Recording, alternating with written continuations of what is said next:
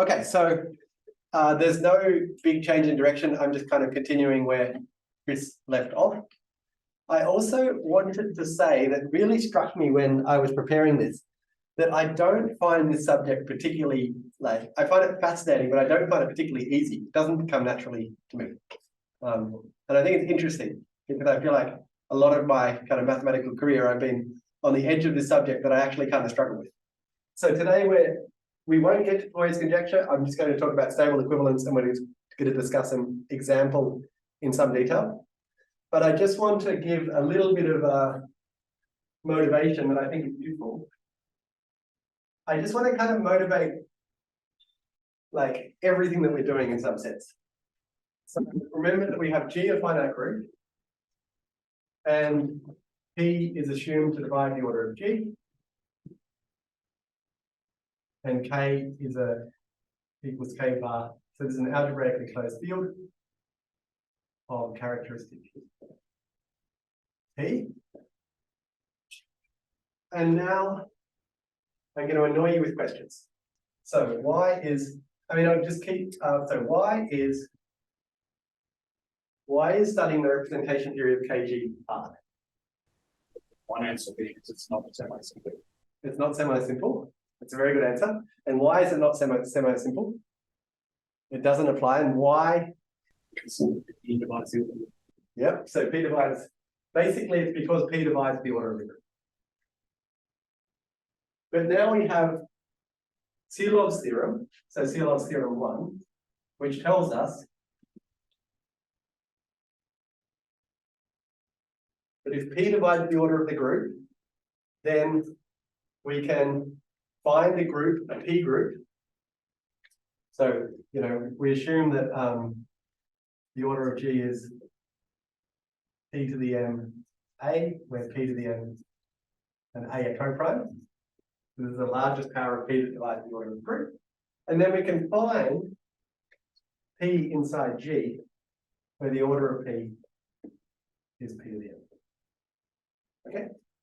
And in some sense, like if you believe that rep K is hard because P divides the order of the group, then I think it's not a long shot to say that rep G is hard because of the existence of this Silov consumption. I don't think that's a long blow. And I think what we basically say is that the kind of only reason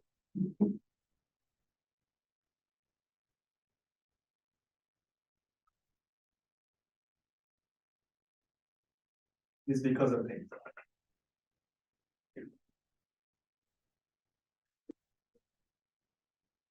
So you would like to reduce the difficulties in the representation theory of G to difficulties in the representation theory of P. But that doesn't quite work because we've lost all information about how P sits inside G. Okay. So we've lost information.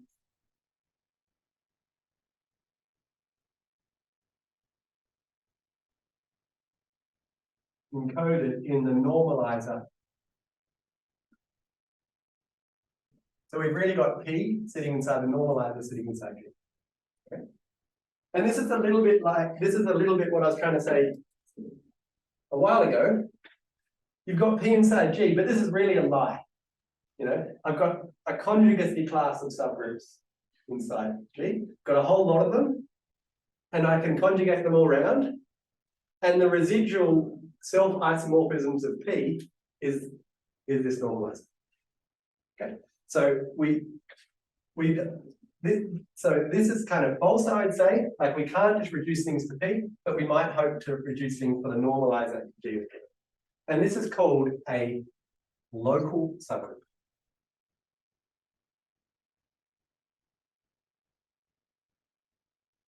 It might also be worth pointing out that P sits inside G in a complicated way, which you could see if you tried to intersect different conjugacy, different conjugates of P. It could be some very non-trivial way it's happening, whereas P does not sit interestingly inside NGP. It just sits as one big chunk.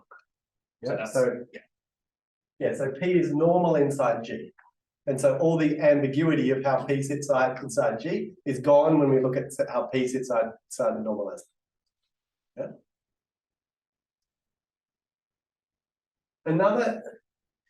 So let me draw this big picture.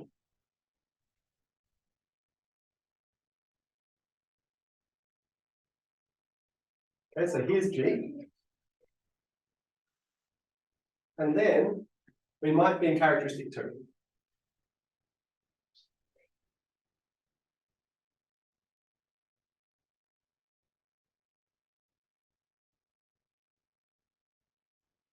So here are the C along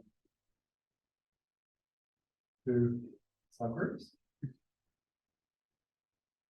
And I imagine them kind of all lined up inside G. And they're intersecting in rather complicated ways. That's exactly what Chris is saying. Yeah, you have all these interesting intersections. Yeah. And then maybe you've got a CL3 subgroup, for example, that is maybe luckily normal. So this is CL3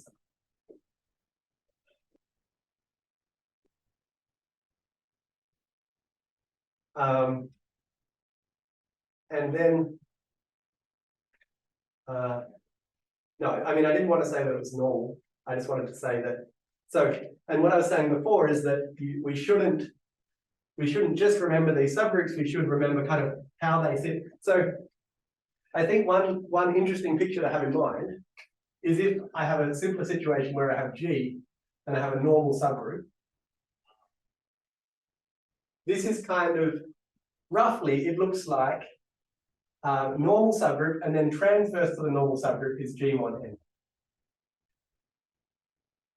Yeah. So G is not, it's not the product of N and G mod N, but it kind of almost is, and you can imagine it as a situation like a vibration or something like that. Yeah. And also, this situation is Clifford theory.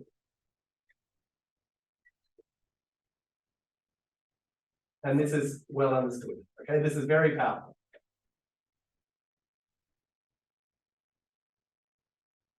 Okay, so when you have a normal subgroup, there's a lot of ways that we can control the representation theory of G in terms of the representation theory of N and the representation theory of G.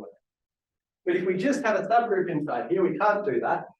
And then, so let's call this P3, and then we look at it inside its normalizer. So MG. And yeah, as I said before, this is a local subgroup.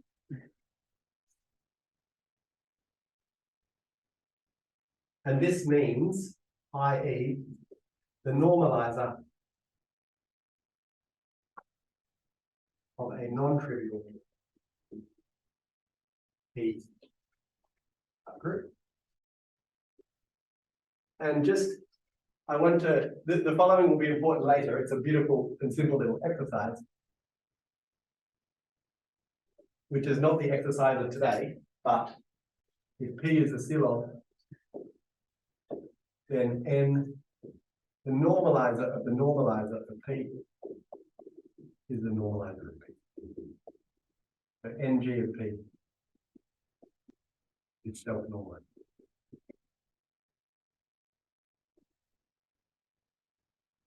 Right?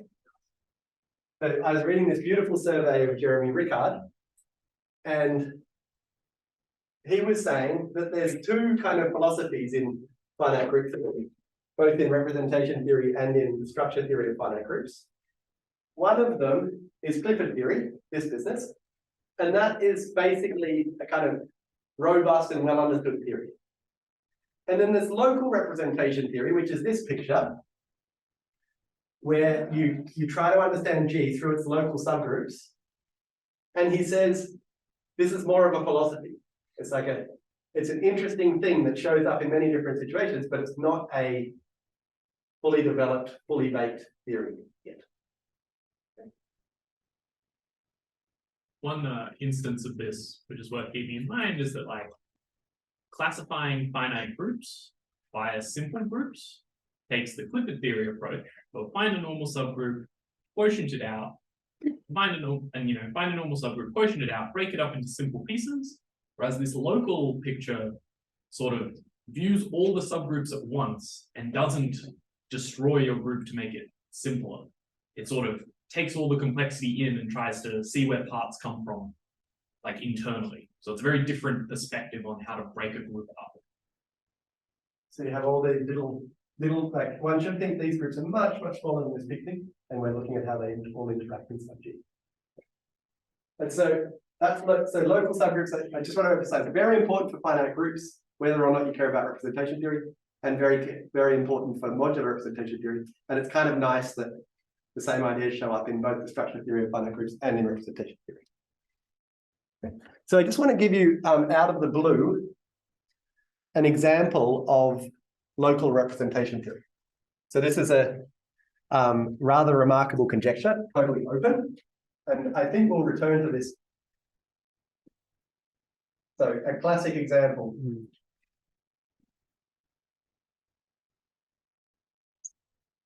Of local philosophy is the alpha weight conjecture.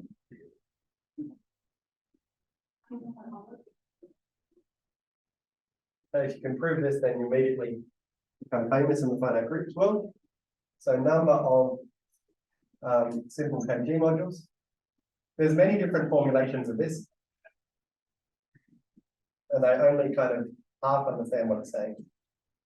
Is the sum over conjugacy classes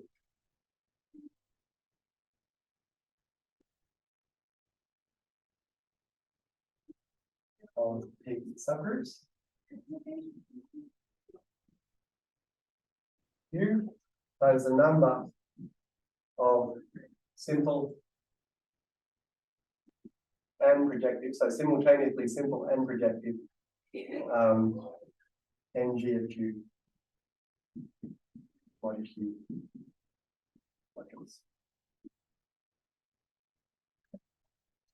So totally remarkable statement. It's saying that a global, so this is global here, this is to do with the big group.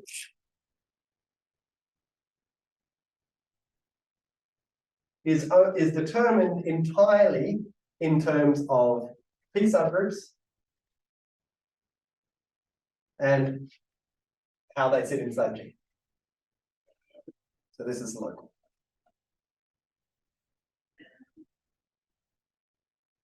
Wide open conjecture.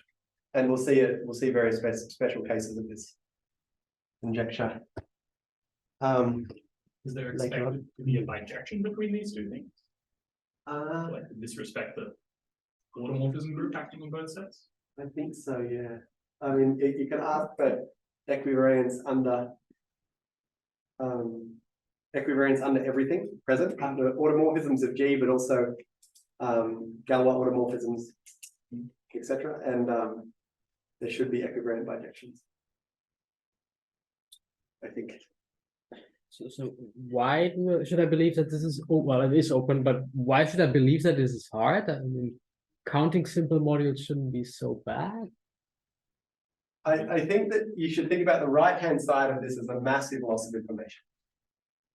Like it's saying, like, you know, in this big group, I can focus on this tiny little piece down here, which is all the P subgroups up to conjugacy. No, I understand, but it looks to be like a counting problem. Counting numbers on one side equals counting numbers on the. Shouldn't there be something like counting, like P conjugacy clauses thingy? So I would say only the left-hand side is counting. Like, how do you count the number of simple projective? Oh yeah, okay, I see. It's like, okay. I don't know how to do that. And also maybe the claim that just because it's counting, it's easy is also questionable. Oh, okay, fair enough. That's definitely questionable. Fair enough. Okay. So, roughly speaking, in this subject, so I want to go over at some point, maybe next week, we'll just see all of these crazy conjectures. So there's like Mackay conjecture, alpha and Mackay conjecture, alpha and weight conjecture, all these crazy counting conjectures that are all like open or have been proved in some like a P equals 2 or something due to reduction to finite simple, which is kind of complex. So there's all these conjectures, and I'll try to state them, give some idea of them all. And basically, I think the consensus at the moment is that we have no idea what's going on, but in various special cases, there's structural understanding of what's going on. And that's, for example, this Brouet's conjecture. However, in order to get to Brouet's conjecture, it'll just kind of fall out of the sky if I give it straight away. So I want to go over stable equivalence and give a simple example where Brouet's conjecture is visible. Okay, so I want to go into stable module categories. So you really mean the Brouet's conjecture to have symmetric groups? But in general, we don't. Sorry? Brouet's conjecture understands for SN, but not for general. Even there we have no idea. Absolutely. Yeah, I'd say Brouet's conjecture, we have no idea in general. And also, like, in Brouet's conjecture, the proof is kind of like, you reduce to a case where you can do it either, like you exploit a large amount of symmetry to reduce it to a case where you can go down. But for example, there's no way of going down.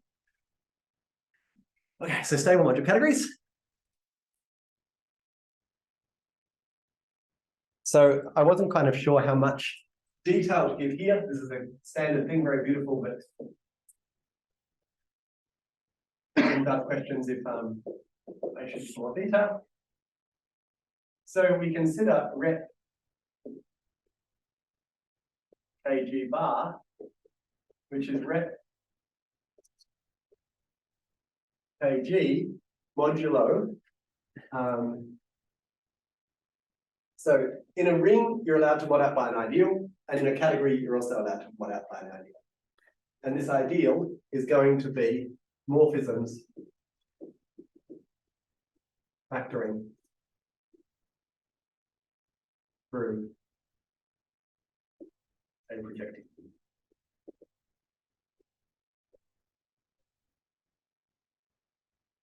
Okay, so this is things of the form M goes to P goes to N, where this is. Okay. And this is obviously an ideal because if I pre or post compose this, it still factors through a projective. And you can check that, for example, if I have two maps inside here and I add them, then they're also in this ideal. And if I multiply them by a scalar, they're also in this ideal. So what I'm doing is I'm taking each Hom space and modding out by subspace against category. And what I want to say. So for example, if you can consider a projective module here, the identity satisfies this. So on a projective module, the identity is 0, hence it is 0. So this operation is a kind of way of killing projective modules. What's an ideal in a category? Sorry. What do you think it is? Okay. Yeah, so an ideal is in a ring, like let's say a two-sided ideal in a ring is something such that it eats things on the left and the right. So, okay. It's on the morphisms. It's a subcategory, So it's a subspace of the morphisms. a subspace of the morphism. So for Hom from M to N, I define IMM inside this. And now this should be an ideal, which means that if I pre or post compose it with any map to M or from N, then it should still be in this ideal. So that's an ideal in the categories. And mod it out. So the Hom spaces inside here, these Hom spaces modulo IMM. And the minor miracle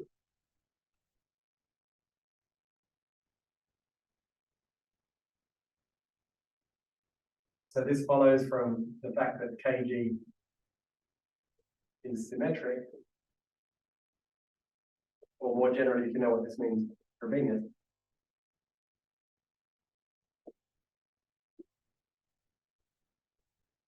The minor miracle is that rep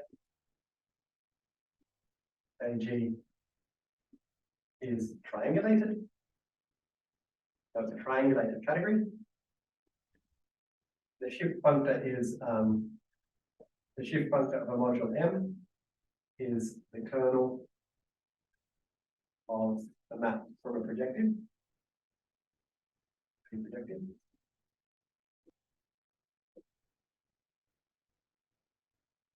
not very clear that's well defined, but it is. I mean, it becomes well defined inside here. And distinguished triangles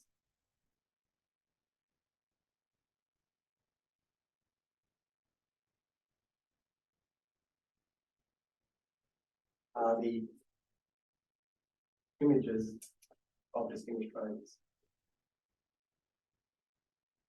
Exact Oh. sequence. Exact sequences.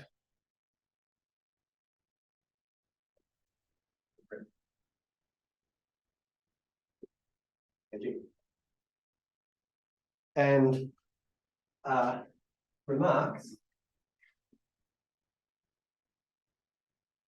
So I don't know, the first triangulated category that I met was the derived category. And somehow these are rather different to derived categories. So the first instance of this is that it's two periodic. So normally in derived category, I think if I shift a complex to the left twice, if you've got a different complex, it just keeps on shifting right, left. Here it's not the case. That's two periodic. And the other thing which is nice to keep in mind is that this is a stable modular category can also be realized as a quotient of the derived category. So inside dB rep G, there's bounded complexes of projectives. Is that visible from the back? Modulo bounded complexes of projectives.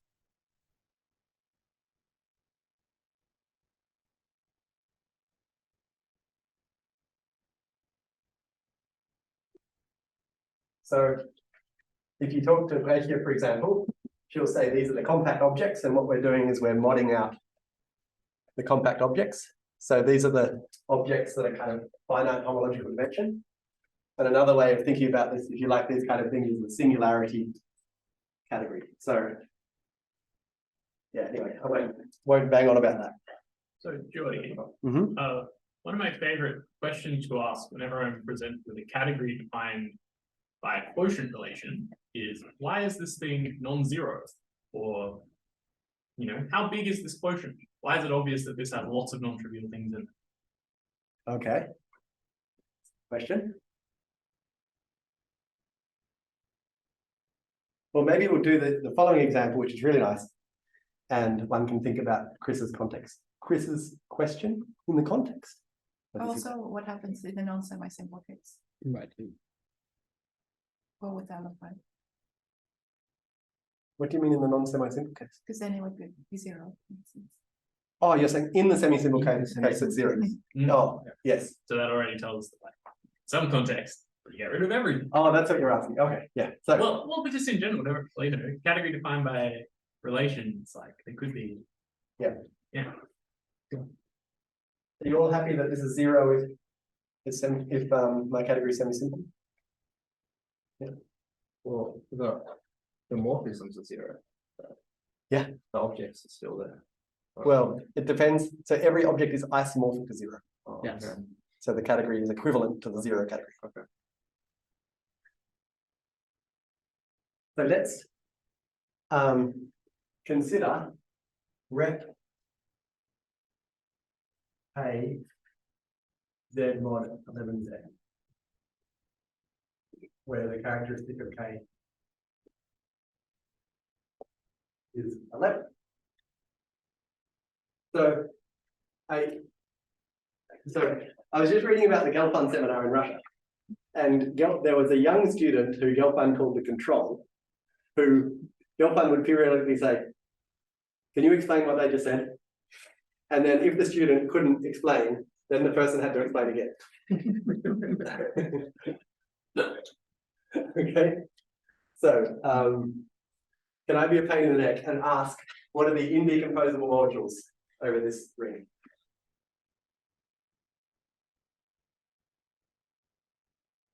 Alan, can you be my control?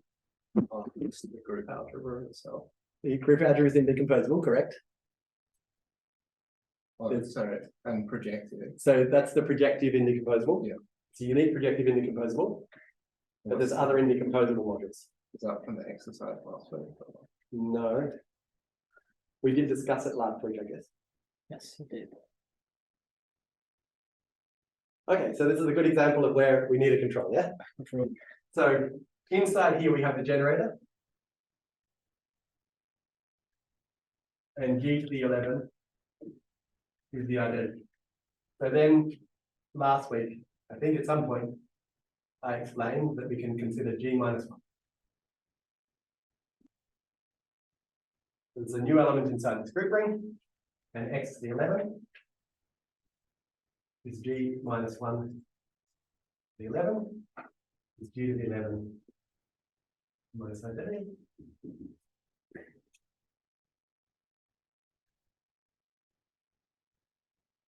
Zero. And with an epsilon more work, we see that this group algebra third log 11z is isomorphic for K x y x to the 11. And now it's pretty easy to see. So, you know, for example, by the theory of modules over a PID. So this is a principal ideal domain. Principal ideal ring. Principal ideal ring, not a domain. That the indecomposable modules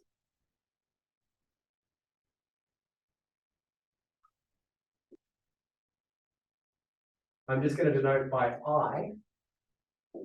So just the number I is kx mod x is I, and here I runs from 1 to up to the I plus 1.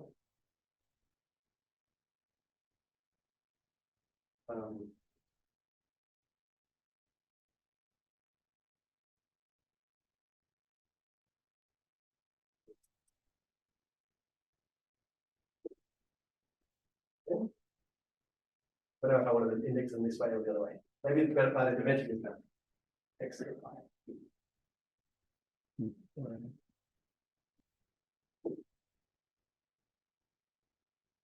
Okay, so there's 11 indecomposable modules. And one can arrange them on a nice circle. Oh. So let's just put I in a box. I in a box. And we've seen that 11 is projective.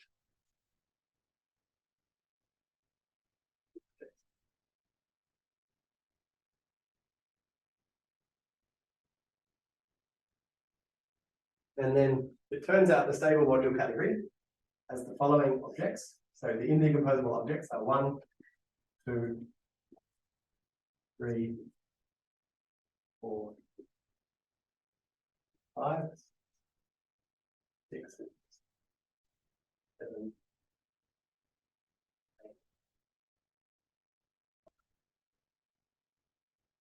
8, 10. And can someone tell me what the shift of I is? Is it 11 minus pi? Yeah, so how do we work this out? We take a surjection from 11 onto this, and we take the kernel of that.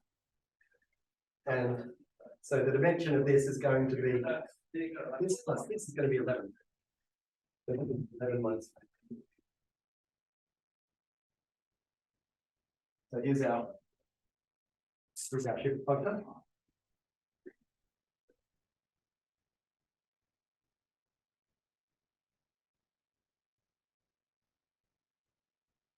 Okay, we see that it's two periodic objects. Maybe Are you sure? Maybe I can't have. 3 should go to 8. Yes. Sorry. I cannot add. Apologies.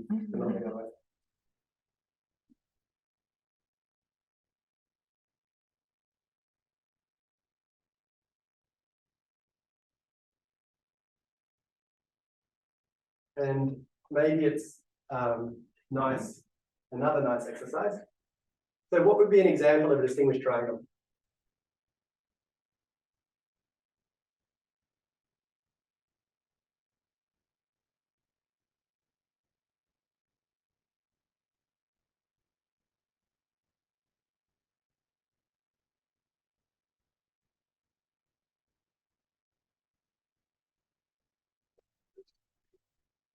One goes through, goes through.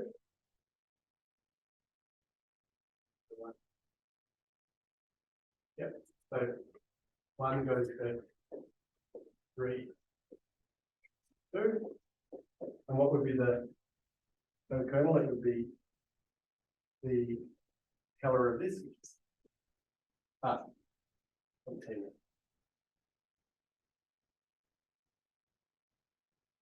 Okay, so this is an example of a distinguished triangle. Okay. And it's very fun to think about what all the distinguished triangles are. Yeah. So a triangle is distinguished if the sum of the middle is the sum of these two, modular, whatever it is. 11, I guess. Yeah. Okay. So that's stable module categories. So now we do case of trivial intersection. So trivial intersection.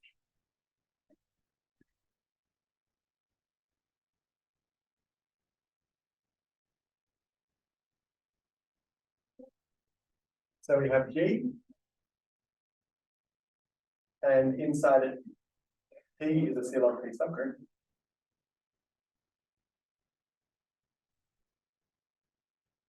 And now we assume that all the difficulties that Chris were mentioning before, namely my C-log-P subgroup could intersect itself in interesting ways, just aren't there. So we assume PI, the trivial intersection, which says that P intersects some conjugate of P is either is P or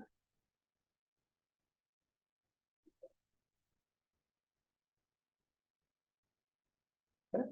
Okay. And then the theorem,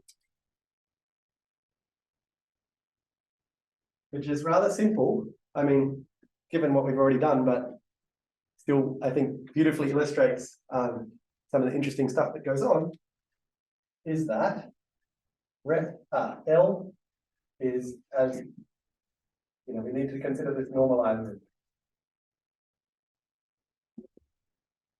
So the theorem is that stable module categories of L and G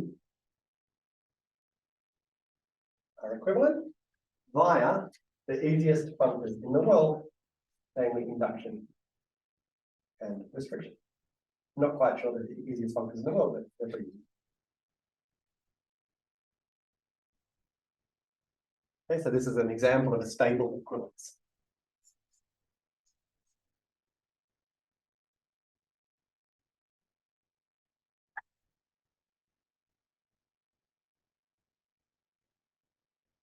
Can you read that?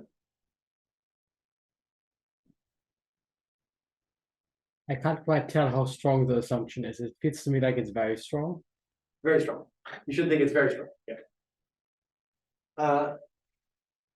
Also, one thing that I should say about the stable module categories is they're lovely, but I think that you can think about them as the kind of weakest homological skeleton of the situation in algebra. Yeah. So they're very, this is not a very strong statement. Also, it's difficult to get numerical information out of stable module categories. So in an Alperin-like conjecture, so we'll have situations, for example, in which it's conjectured that these two, for example, the growth groups of these two things or blocks or something like that have the same rank, for example.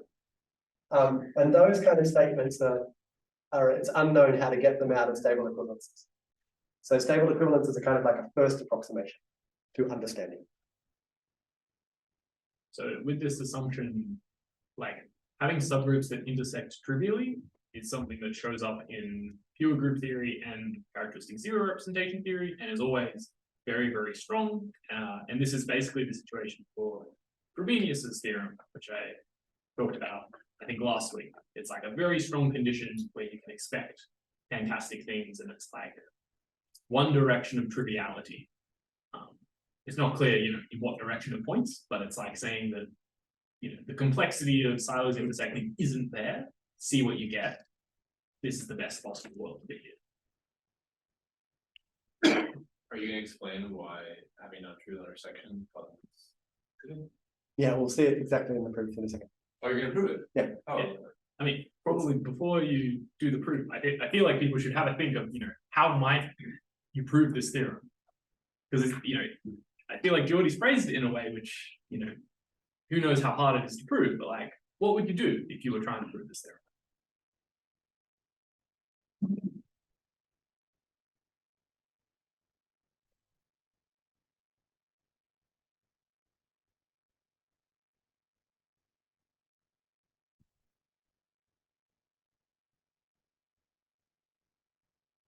So what's the T? This is just any, so P is just an element of in G. Okay. And then I'm saying any conjugate, the intersection of P with any conjugate of itself is either everything or not, or trivial. For all P.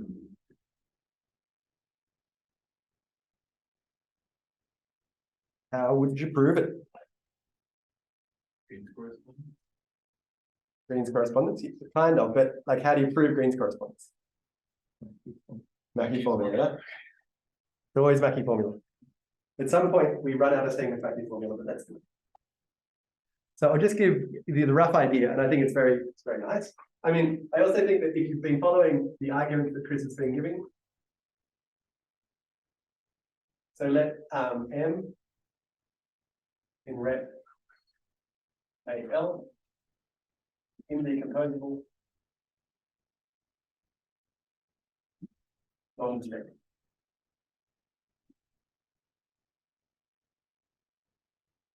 Now, what we're going to do is we're going to induce M from L up to G, and then restrict from G down to L of M, and use the Mackey formula. There's a sum over cosets, double cosets, where we take our M, we twist by T,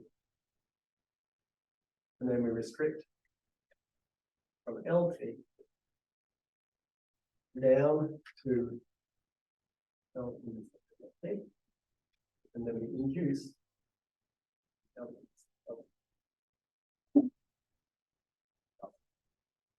So component is our friend.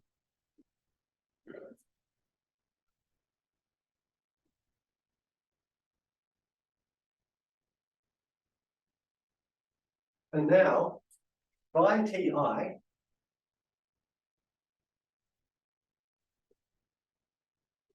trivial intersection property, there's two options. Either P intersect PT equals P. So this immediately implies that T normalizes P.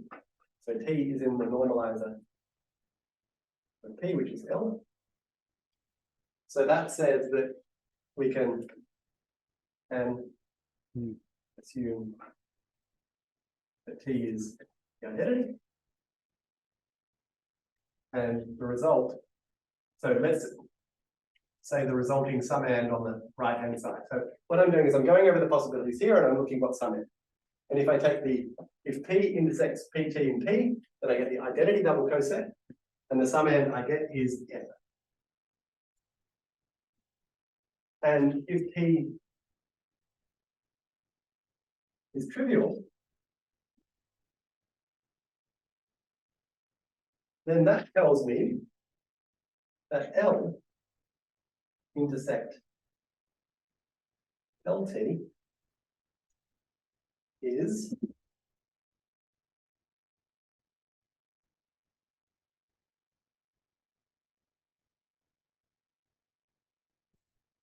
what's the crucial condition?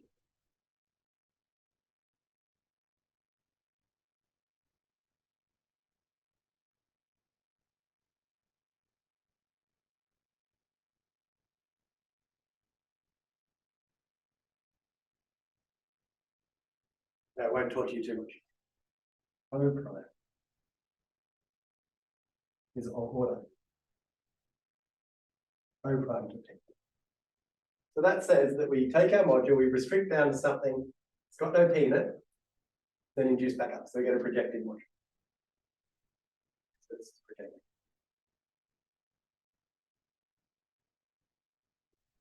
So what we deduce is that RL, that this big thing that we just did, we induced up, restricted down of M, is M plus projective.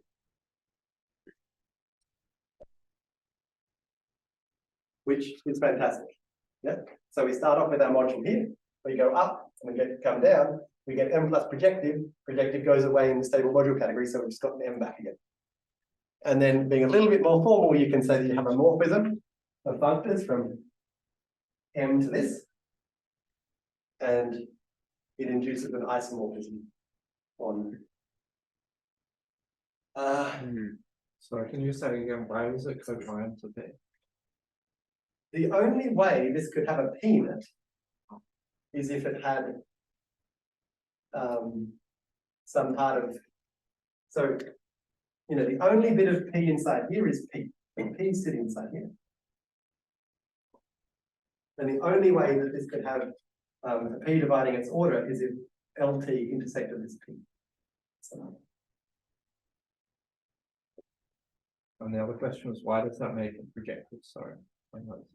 just because, like, whenever I'm co-prime, so here I land in a world where I'm looking at representations in characteristic P of a group whose order is not divisible by P. That's a semi-simple world. So all these factors pass through a semi-simple world, and hence we get projectives. Like, I think you can probably finish the proof off from here, but I'll just continue for a second just because it's so nice, and then we'll have a break. So Sandy Green, my understanding is that all these arguments, like basically what we've seen for 4 or 5 lectures is Krull-Schmidt plus Mackey is very powerful. And my understanding is that this whole point of view was given to us by Sandy Green, who was Gus Lehrer's supervisor. And when I was in Oxford, Sandy Green was about 95, and he would come to every seminar, and he was incredibly decrepit, but incredibly enthusiastic. Like after every seminar, he'd like I was giving these lectures on perverse sheaves, and he came and said, I really want to learn about these perverse sheaves and blah, blah, blah. And just like his enthusiasm was just unbelievable.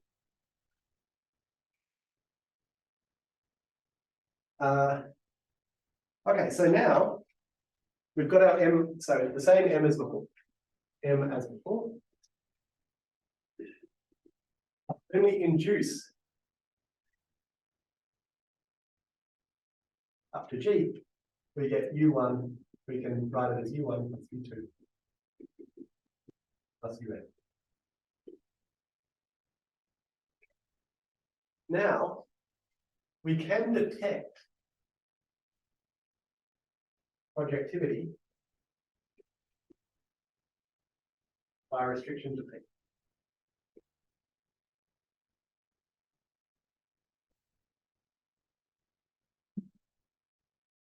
Okay, so this is this, we have this P inside our group, and any module is projective if and only if its restriction to P is projective.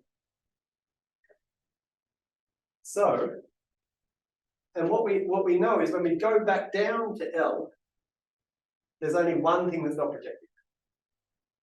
So this implies the previous fact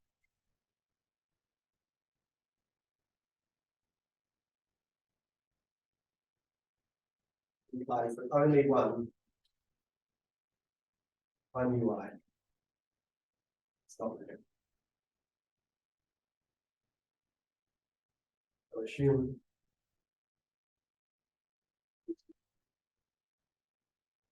okay, so now we know that induction from L up to G of M is U1 plus. Okay. And now when we restrict down again, of U1, we get M plus 3.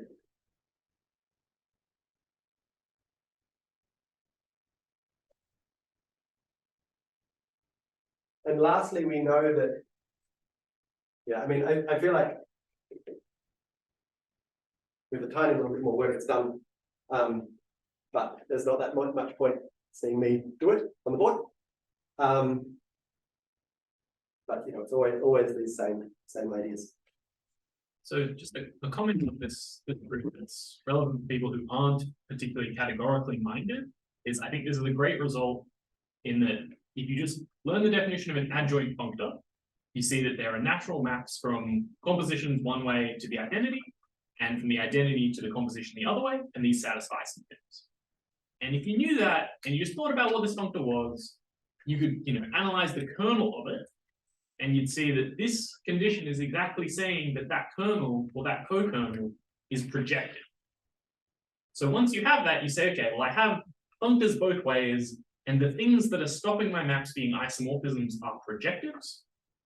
So is there a category where the projectives are 0? Because then I would have an equivalence, and that's sort of where this comes from. So like, I guess the claim is if you just start with a pair of adjoint functors, you can try and cook up a category that you get such an equivalence for, and you can do that in this case. And so this is useful to see that this you could do this in some random circumstance just by thinking about the kernel and co-kernel of a pair of adjoint functors and the unit and co-unit map. So one thing that I should have said, which is follows immediately from what I had the board, and I just don't want to write it, is indecomposable non-projective L modules are in canonical bijection with indecomposable non-projective P modules in this TI setting. Okay, so the rest of the talk is going to be an example, which is a very nice example. Also, maybe could you please let Chris or me know whether you found the session last time useful or not? Because we could either have more or less. So G is SL2FP. Pretty good group. So what's the order of G?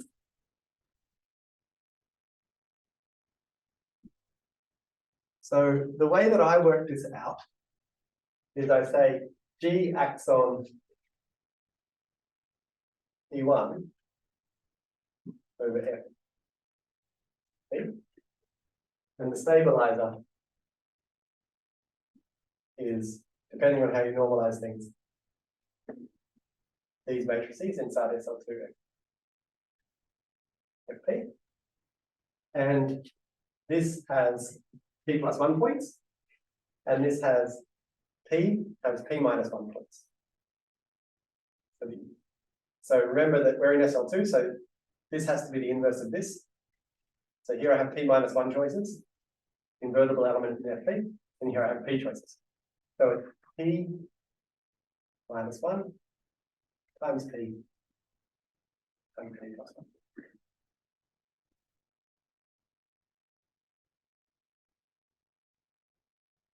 Okay. And I just wanted to, before delving into the representation theory, so this is a very beautiful example that's motivated a lot of nice stuff. So it's a very good example to keep in mind, and it's an example we'll probably come back to. But I just wanted to try to flesh out this picture that I had before for SL. I can't read what you're. Sorry? Is the marker bad? Yeah, I can't really see what you're doing. Maybe the blue one. So you'll have to excuse me if I write in red. So So that's smaller than Chris, so. touche. So there's three important subgroups.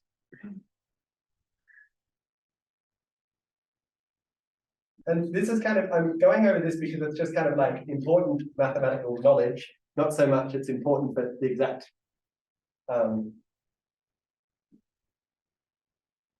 you know, if you want to be a representation theorist, you should know SL2. So hopefully I don't stuff any of this up. So there's three important subgroups. There's diagonal matrices. And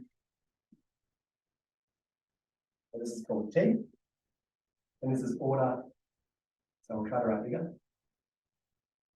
T minus 1. And there's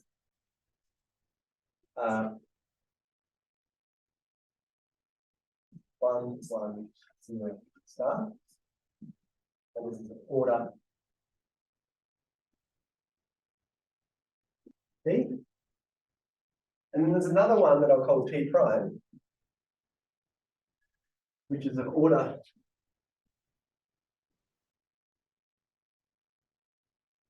T plus 1. And this is a bit of a funny subgroup. Can't write it down immediately. But how do we construct it? We say that FP squared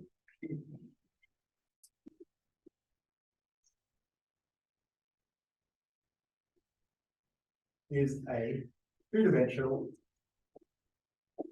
FP vector space.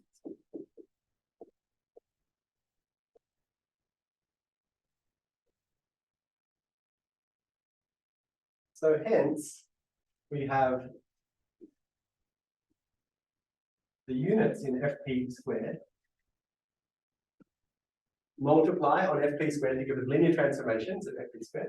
So this sits in some funny way inside GL2 of FP.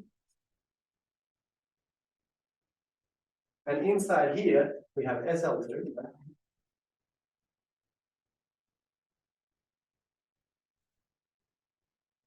And this is the kernel of the determinant to FP star. Now,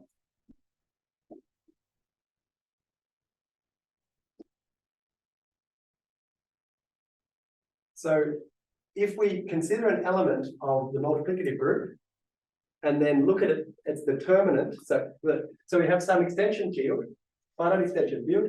We have an element in the multiplicative group. We look at multiplication. We look at the determinant of that. That has a name, and it is called the norm.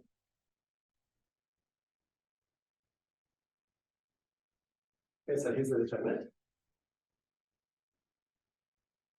And the kernel of this norm is some funny subgroup T prime inside here, which is the subgroup that we want. So note that the order of T prime is the order here divided by the order here. That's P squared minus 1, P minus 1.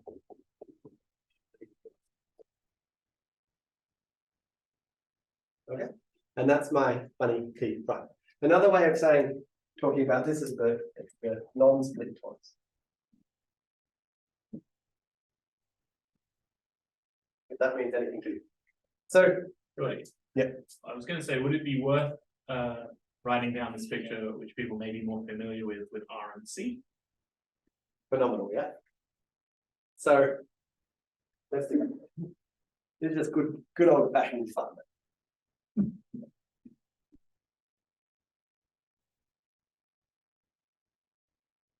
So C star is a subgroup inside the L3 R. And this is just that,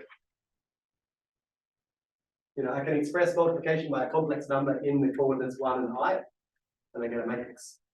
So that gives me an embedding here. And here I have the. Then we can even write down what matrices they are. Yes. It's A, B, sorry, A, B minus B, A. A, close.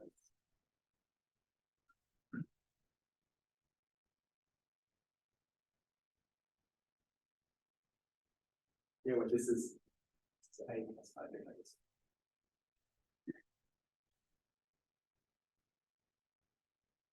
And now I take determinant and I go down to R star. And on these, this is A squared plus B squared.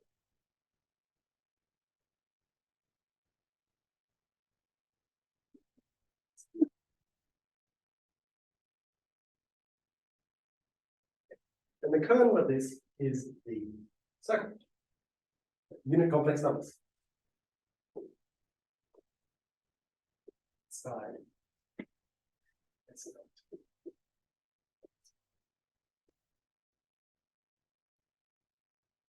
And is there any fancy Lie theorist in the audience that can tell me another name for SO? Sorry. It's you. SO2. I'm a really fancy Lie theorist. Yeah. So there's inside SL2R, and the analog, so SL2R has two commutative, two maximal tori after conjugacy. One is the diagonals that looks like R star, diagonal matrices, and the other one is this circle. Yeah, and they play. It's really important to be aware of both of them, and they play really different and important roles in the theory. Yeah, and somehow this is like people knew about this in the 20s, and then people realized that you have analogs of this for over finite fields and also over p-adic fields, and then the story continues. Yeah. And it's very important here to notice that like there's kind of a little bit of arithmetic going on leading to this p prime. And we're using the fact that there's this extension field of blah blah blah. And that's very much related to fancy things like local Langlands correspondence. Okay, so somehow this picture is like a tiny tip of the iceberg of some very beautiful and deep maths. You're in the, why is norm surjective on the left hand side? Because it's not on the right hand side. No, well, I think that has a very, very good explanation in terms of local class field theory. The index of the norm map is order 2, which is the order of the Galois group, which is sort of telling you that this is related to some very deep stuff. but this surjectivity, it's also follows from surjectivity of Lang method. In our case, In this case. Oh yeah, there's different ways to see it there, but I think like the reason why it's like it's almost surjective. Like you should think of it as surjective a lot of the time, and for a local field, it's finite index, and that finite index tells you something. I think that gives you the order of the Galois group if it's an abelian extension of local fields. So like there's like serious arithmetic going on whenever you see a norm map. So you're saying it's not obvious sometimes. Well, okay, well, here's the argument why it's obvious in the left-hand side. Yeah, Yeah, sorry. So the norm map is just raising things to the power. It's just a powering map on a cyclic group. in this case, it's just like squaring it. No, it's x times problem x. Oh, Yeah, it's which is- oh, So it's P x plus to the p plus power. Yeah, and on a cyclic group, that would be surjective onto. so it'll already be under FP cross. Huh? It'll already like just FP cross sitting inside of there will already. Oh no, they're just sorry. I made it up, but yeah. Yeah, I think that Chris is right, that if you rewrite this as a cyclic group, the surjectivity doesn't. Okay. Yeah. Another way of seeing it is that the kernel has at most P plus 1 elements, so it has to be surjective. Oh, And the kernel has that at most that many because it's a field. okay, cool. Thank you. I feel like whenever the word norm shows up, there's like serious number theory. I would say the most serious number theory comes up whenever there's like norm maps and things. That's my opinion. So, how many? So, I just wanted to, well, who can guess why I wanted to write these subgroups down? So, you know, we're going to care about Silov subgroups, yeah? And if L divides the order of the group, that means it either divides this number, or this number. Yeah. And so now I've produced representatives for like, the Galois group is, sorry, not the Galois group, the CLP subgroup, depending on your L, is either going to sit inside this group, up to conjugacy, this group, or this group. If it's not 2. If it's not P, yeah. You always should think that P is not, you should always be allergic to P here. Or allergic to 2. 2 is always complicated in this story.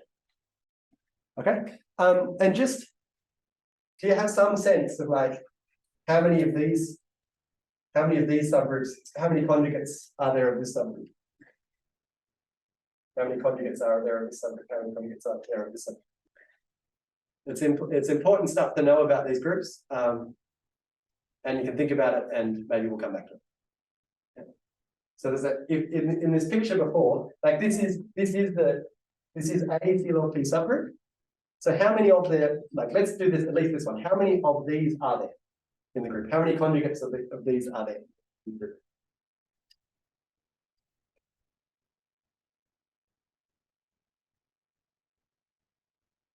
Or how would you work this out? P plus 1. P plus 1, yeah. So essentially this is a stabilizer of the line inside FP squared, and there's P plus 1 lines.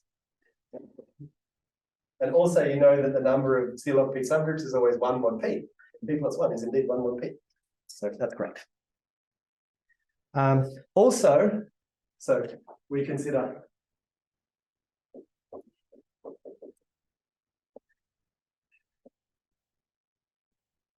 P, and note firstly that this 1, 0, star 0 is a CLP subgroup. 1. No. Yep. And also, we are in T5 situation. Okay. Because this is Z mod PZ, so any subgroup is either everything or the identity. So we know already, so the normalizer in G of P is what we call the Borel subgroup.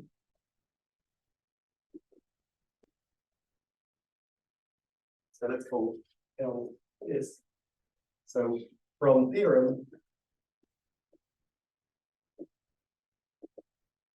we deduce that the representations K P equivalent to representations.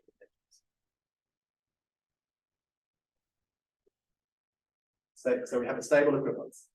And what I want to do for the rest of the lecture is try to convince you that this is pretty easy, that this is pretty useful. So this representation theory is really not that easy.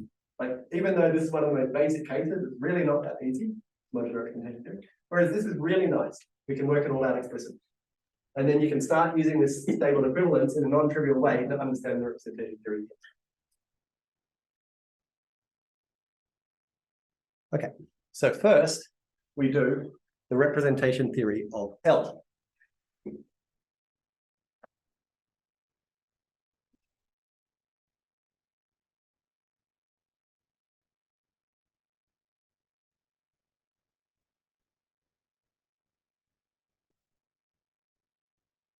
Now, firstly, note that L is isomorphic to FP, semi-direct product, FP star, oops,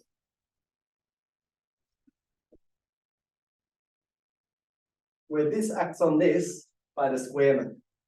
So Z by multiplication by the square method. Why is that?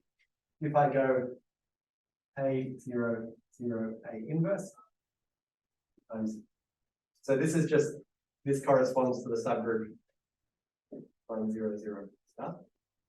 So if I act on 1, 0, Z, 0, A, 0, 0, A inverse,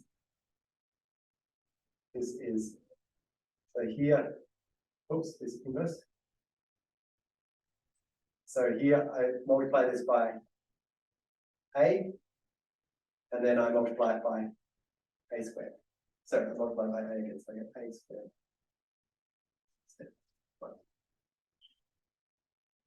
So this is isomorphic to A0, 0, A inverse. This is a semi-direct product, and this group is co-prime to of order co-prime to P. So roughly speaking, here's where the difficulty is coming from, and this is a lovely fun thing that's along the right.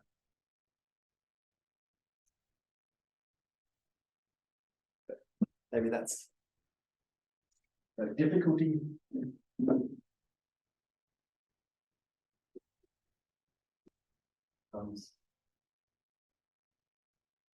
And notice, so SL2 is almost simple. So this is very far from being a normal subgroup. This and this are very far from being a normal subgroup, but once we're in this normalizer, we can hope that things like this difficulty comes from.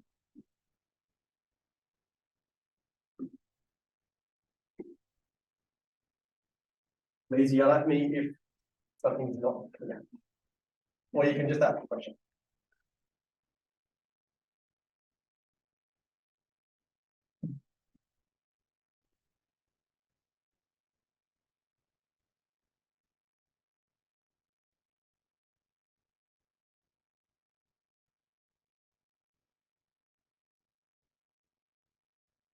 Okay, so SI is the inflation. So this is going to be a simple module via L goes on to FP star of A goes to A. Okay, so this is a simple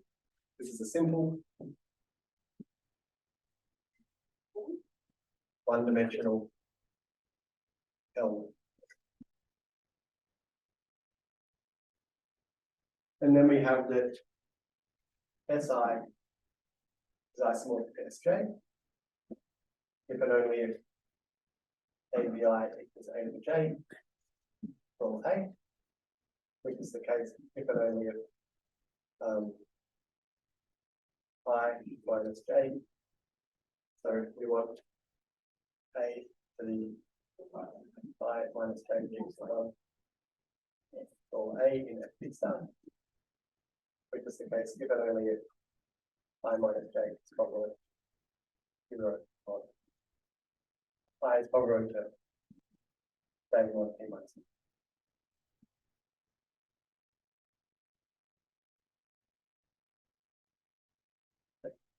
And now back, which you can, it's an exercise if you want. So whenever you have a cyclic defect group, so firstly, these SI are all the symbols.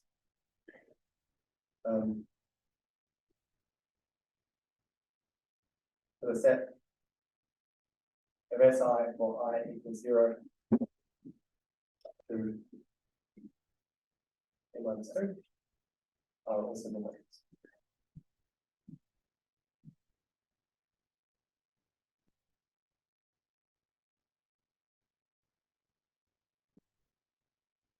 And the second fact, and this follows from cyclic defect group. But I don't want to explain this, but it's not difficult, is that all simple L modules are in series. Okay. So what that means is that they have a unique composition series, and you can just get this composition series by taking the socle of the quotient, taking the socle of the quotient, etc. You mean all indecomposable elements? Yes.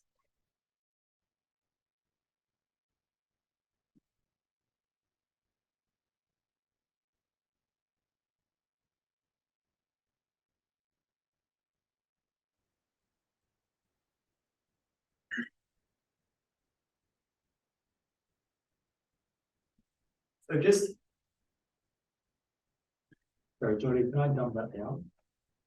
Is that saying that if I take a Jordan-Holder filtration of any indecomposable L module, things are only going to appear with multiplicity one? Like if a simple appears, it appears once, is that? no, it's kind of, it just means like, there's only one Jordan-Holder series you can take. Oh, okay, sure. So like there's a unique simple submodule and you quotient it, and there's a unique simple Yeah. submodule and you quotient it. Yeah.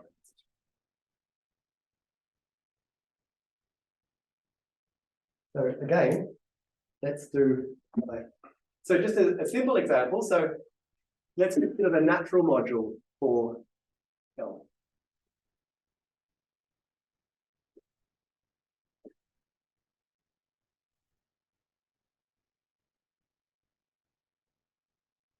So the natural module for L just means i.e. star star. So this 0 star is a submodule.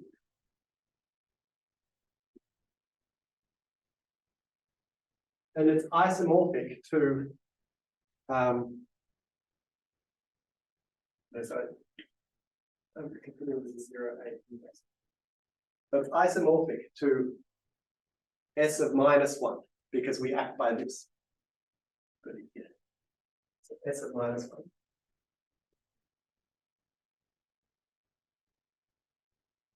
Which is the same thing as S of P minus 2. And then the quotient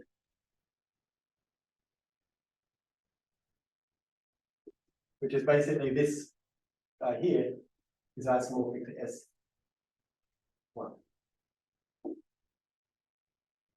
Okay, so if we call this natural module nat, then we have the following picture of nat.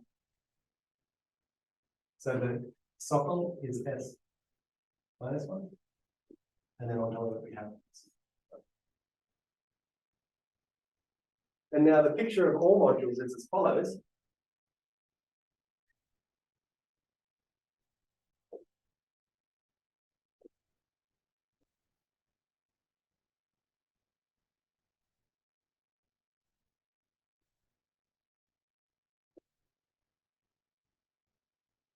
So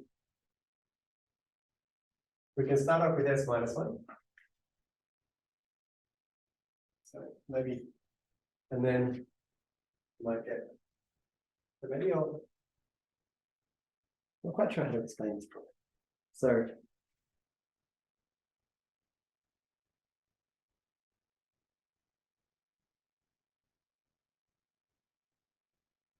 So maybe the following is helpful. So representation theory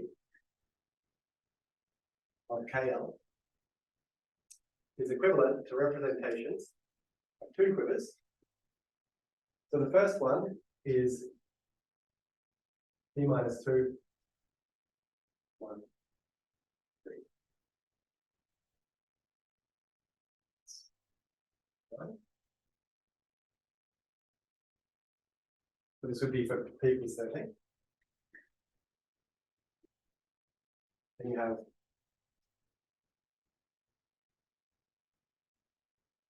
and then all, so it's the representations of this quiver and 0, 2, 4, 6, 8, and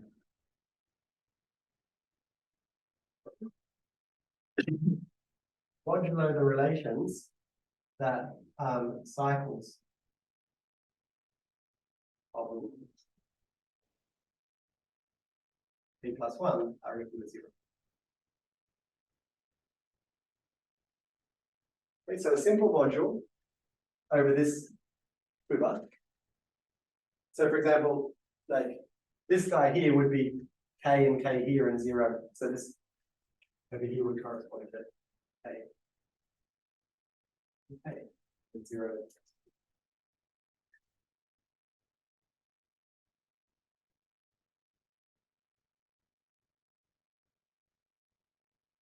And the projective module, maybe Could someone tell me what the projective module looks like? Or what a projective module looks like here?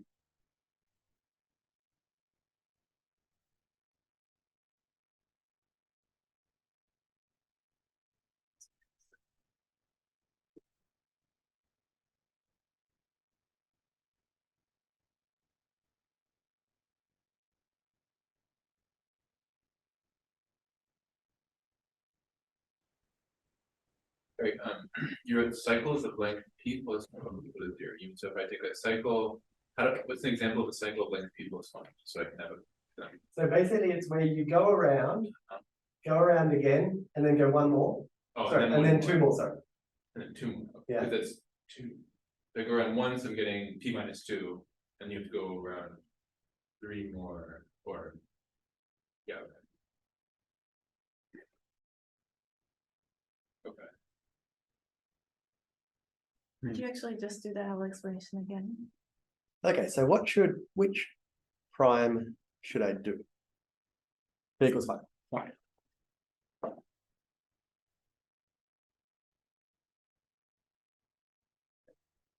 Now, maybe I'll try to explain it a slightly different way. Which is that we know what the indecomposable modules look like over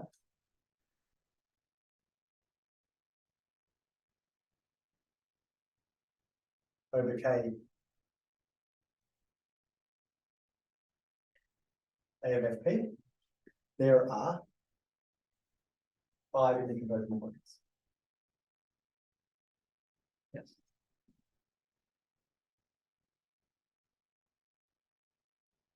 And they are K, and I'll say that this is Kx as before.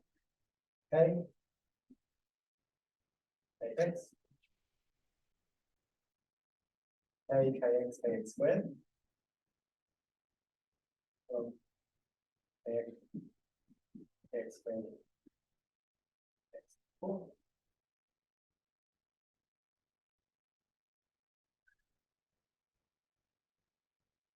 The x to the 5 is 0, yeah? Well, in the stable category, right now you're not in the stable category. No, I'm sorry, I'm super. We do expect to get a K at the top and the bottom for the. So this is Kx mod. Oh, no. You're missing the cube. It's not to the 4, it's the cube. Okay. I've got the right number in Kx. Kx squared, Kx cubed.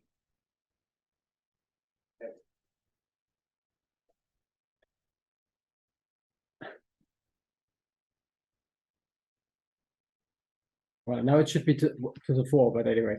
Oh, sorry. Sorry. Yeah. Now, so these are what the indecomposable modules look like over this. But then when we go to K of L, we add the action of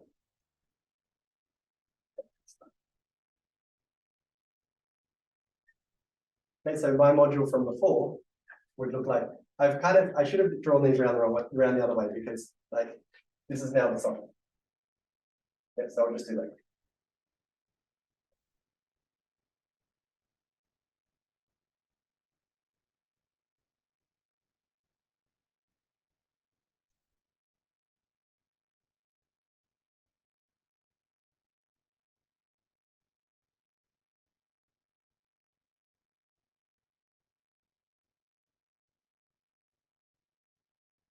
And now let's assume that the socle is, for example, S0.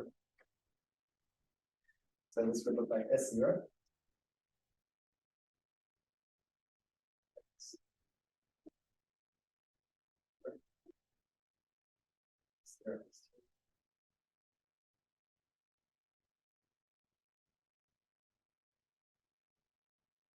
And my simple modules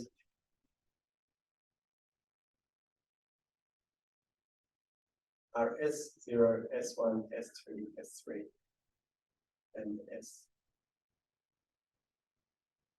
S4. But no, I don't have S4 because 5 minus 1 is 4. So this is, so I've only got 4 simple modules. Why is it S0 at the bottom of these things? I'm just assuming that. Like it could, Oh, like, I'm because just- you can test them with. yeah, of so some because I can test it with whatever I want, and so I can ensure that S0 is at the bottom. Yep. And then we get S0, S2, S4, but now that's S0 again. S.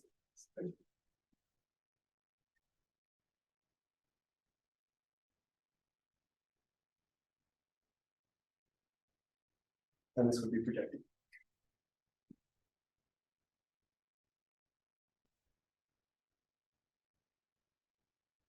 So now when we gather by, if we think about this, this FP star as kind of like a weight space, we can gather by weight spaces. And then we have the following picture where we go.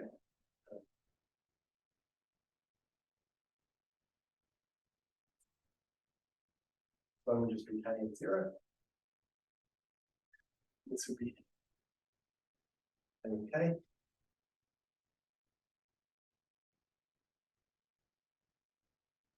I'm just drawing the non-zero arrows. This would be K.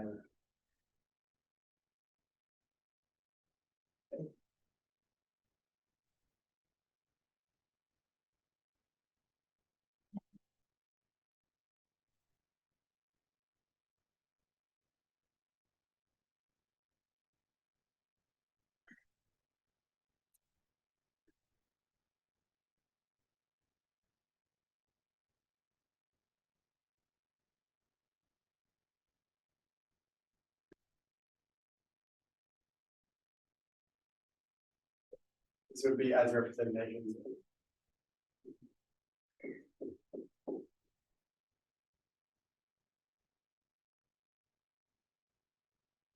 This quiver modulo.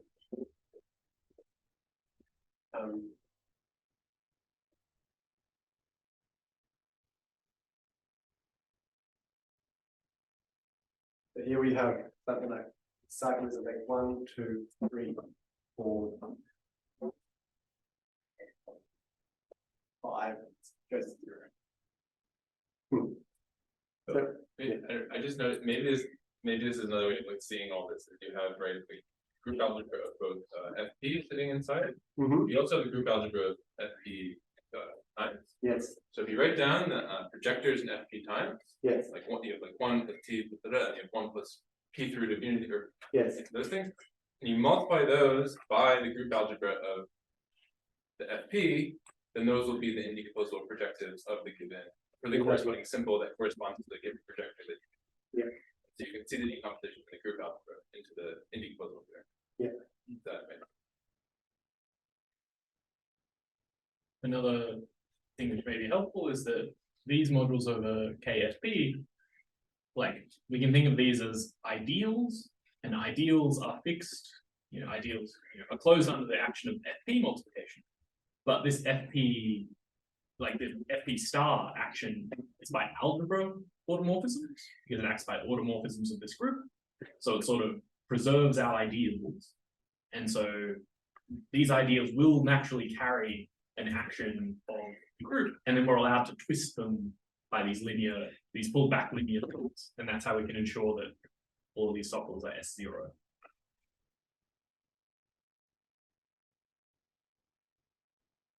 yeah. So somehow I thought this was meant to be the easy bit. So what's the cycle of length P? Sorry. So can you show us the cycle of length P? So 1, 2, 3, 4. So if I go P steps along here, I go to 0. And so what I'm saying here is that like, it's representation of this quiver modulo 2 relations, namely 1, 2, 3, 4, 5 equals 0, or 1, 2, 3, 5. Mhm.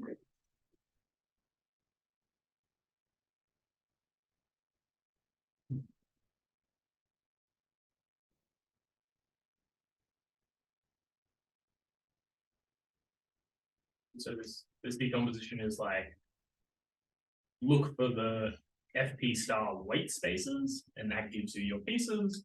In Yeah, equivalent, and to get your arrows, you look at the action of this nilpotent thing in your KFP. And that takes you between weight spaces. Yeah.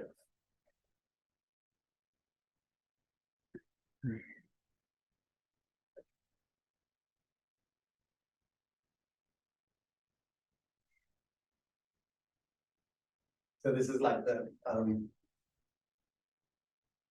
this is the zero weight space.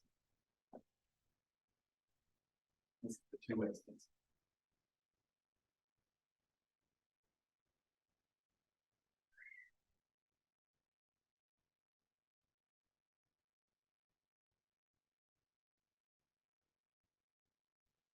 Okay. So I mean, yeah, maybe it's not as clear as I thought it was, but this was meant to be like like roughly speaking, when you look at the representation theory of KL, it's the representation theory of this complicated thing with a little bit of source on it. Yeah, it's yeah, and it's, you know, you can write everything down. It's very explicit. Like if you know, with a bit of work, you can write everything down. That's meant to be the model.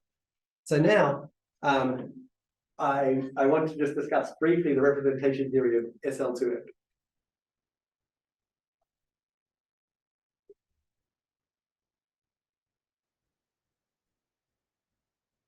So we have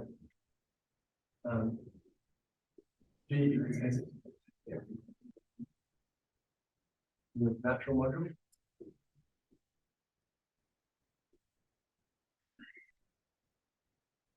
So this is called KX. And this is just, you know, whenever I have a group that's given by matrices, it has a natural representation on a vector space of that dimension. So this is AX plus CY. So Y is B X. So this is the natural module. This is two-dimensional.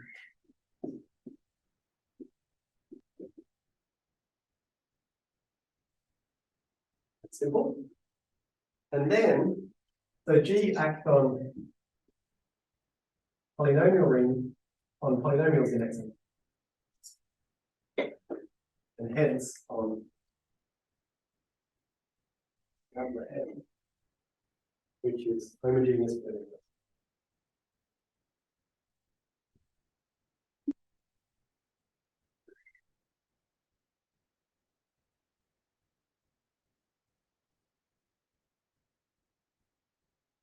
Now, back.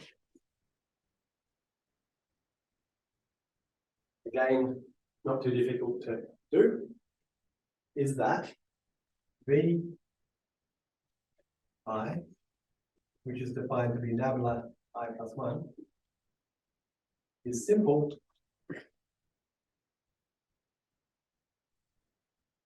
for I equals 1 up to P. And it's all symbols are on this.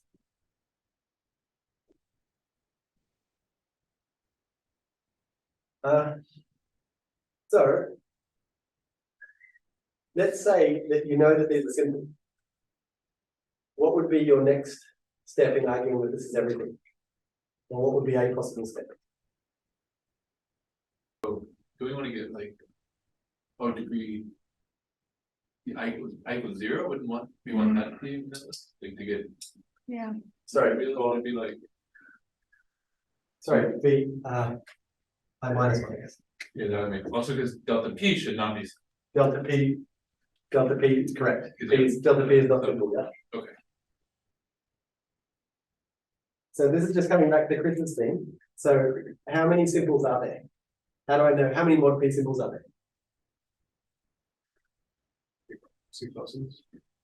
Sorry, Number of P prime conjugacy classes. those are the P prime conjugacy classes. How many are there? Or how would you count them?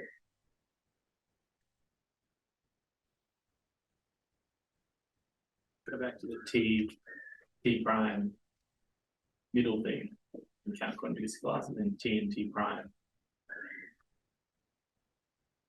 And then argue why that's everything. Yeah, so that's one way to say that a P prime conjugacy class is either going to sit in T or T prime, and there's a bit of ambiguity, and so you work out what the ambiguity is. There's another really nice way of doing it, which is just to say that conjugacy classes, P prime conjugacy classes, are the same thing as characteristic polynomials. And your characteristic polynomial is of the form x squared plus ax plus 1 because it's determinant 1. So there's exactly P the characteristic polynomials.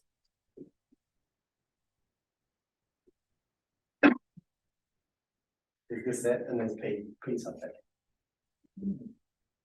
But this is the general fact that the characteristic polynomial only sees the semi-simple part, and for any given, and it sees exactly the semi-simple part, is a unique semi-simple representative.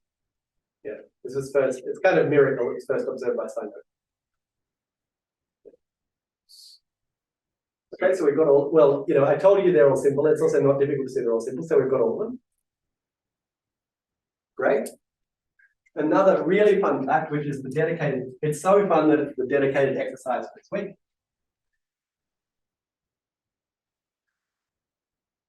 This is another remarkable observation of Steinberg, which is that VP restricts the regular representation over the subgroups here in these groups.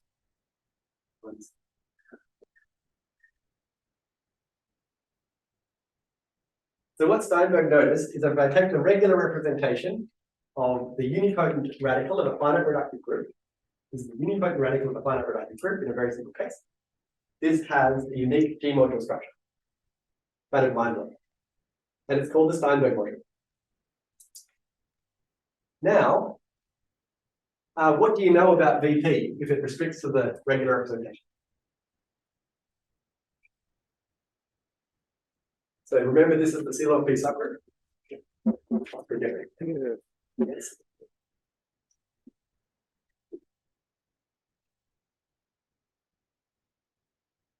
Joe, did you just say that in general the unipotent, like the unipotent thing will have the structure of a G module, Yeah. but it's not necessarily revealing. No, not at all. In the Steinberg module is that. Yes. The Steinberg module restricts the totally amazing thing. It restricts to the regular module over the unipotent radical. Yeah. And to see it in this case is just awesome. Yeah. So I guess we're probably out of time, huh? Yeah. So if you believe me that the first bit was simple, then you can use the simple bit to get control over the complicated bit. That's the end of the story. Maybe I'll try to explain that next week, or maybe I won't.